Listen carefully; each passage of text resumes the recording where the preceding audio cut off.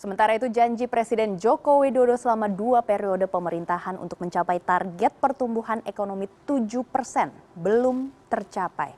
Kini penerusnya Prabowo Gibran punya target 8% dalam 5 tahun di tengah kondisi dinamika dan juga stagnasi ekonomi global.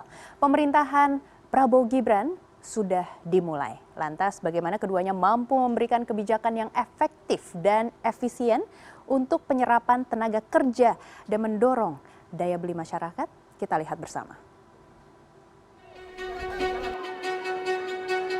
Pemerintahan Prabowo Subianto, Gibran Rakabuming Raka punya segudang pekerjaan rumah yang harus diberesi jika ingin mencapai target ambisius yakni pertumbuhan ekonomi 8%. Dalam dokumen visi dan misi, 4 dari 8 poin misi Astacita menyebut ingin swasembada pangan dan energi, lapangan pekerjaan yang berkualitas, melanjutkan pengembangan infrastruktur, melanjutkan hilirisasi dan industrialisasi, hingga pemerataan ekonomi untuk pemberantasan kemiskinan.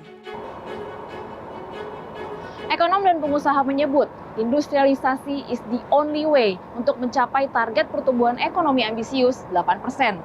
Industrialisasi mampu menciptakan efek rambatan pada roda ekonomi. Tapi apakah kita sebagai negara agraris mampu untuk beralih ke industrialisasi di tengah deindustrialisasi yang telah kita alami selama 20 tahun terakhir? KOR Indonesia mencatat sektor yang mampu mendorong pertumbuhan tinggi berkualitas adalah manufaktur. Karena berdasarkan pengalaman negara-negara maju selama periode bonus demografi, sumbangan sektor manufaktur terhadap PDB sekitar 30% sampai 40%. Namun Indonesia justru mengalami deindustrialisasi dini. Indonesia di tahun 2002, sumbangan sektor manufaktur sebesar 32% dan terus menyusut hingga saat ini sekitar 18% PDB. Akibatnya, kesulitan penciptaan lapangan kerja, nilai tambah, rendahnya pendapatan per kapita, dan menjadikan ketergantungan industri pada bahan baku dan barang penolong impor. Kemudian berefek jumlah penganggur muda semakin banyak dan kesenjangan pendapatan yang semakin lebar. Maka kita jangan lagi bicara bahwa masalah kita itu adalah kemiskinan, masalah kita pengangguran. Itu akibat dari kita tidak fokus, kita melalaikan sektor industri selama lebih dari 1/4 abad.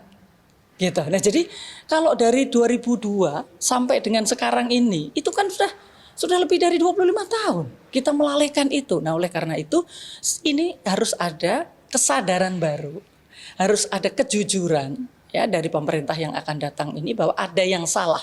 Misalnya, hari ini pemerintah presiden meresmikan satu industri.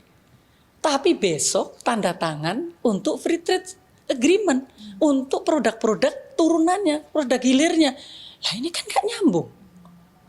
Iya, jadi artinya memang tidak menjadikan membangun industri itu sebagai sesuatu yang itu harga mati. Ada 7 sektor prioritas yang dikembangkan Kementerian Perindustrian untuk mendukung industrialisasi. Industri makanan dan minuman, otomotif, kimia, tekstil dan produk tekstil, elektronika, dan alat kesehatan. Sementara menurut pengusaha, kunci kesuksesan industrialisasi terletak pada 3 aspek, yakni kolaborasi antara pemerintah dan swasta, investasi dalam sumber daya manusia dan teknologi, serta komitmen pada keberlanjutan, sehingga menghasilkan produk yang kompetitif secara global. Satu memang karena demand-nya ini juga turun kan gitu ya.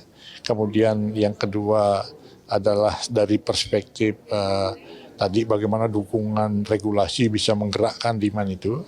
Pengelolaan tidak hanya resources itu sendiri dengan dukungan infrastruktur, orang-orang yang kompeten, profesional, dan juga termasuk teknologi, penguasaan teknologi proses itu sendiri dan juga teknologi produknya, dan juga termasuk bagaimana menggunakan information technology yang berkembang sekarang ini. Dan ini yang tentunya menjadi sebuah tantangan kita.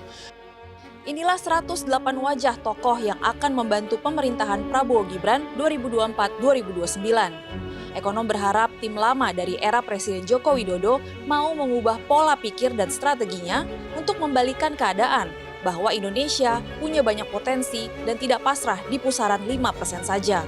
Maka diperlukan kepemimpinan yang tegas dan terarah dari Presiden baru untuk mengharmonisasikan beragam strategi kebijakan. Dari Kartanegara 4, Para pembantu presiden dimintai komitmennya untuk bisa membantu mewujudkan janji kampanye Prabowo Gibran dalam 5 tahun ke depan. Mari kita kawal bersama agar setiap terobosan kebijakan pemerintahan yang baru benar-benar berpihak kepada rakyat. Desy Aritonang, Mario Oktober, Jakarta.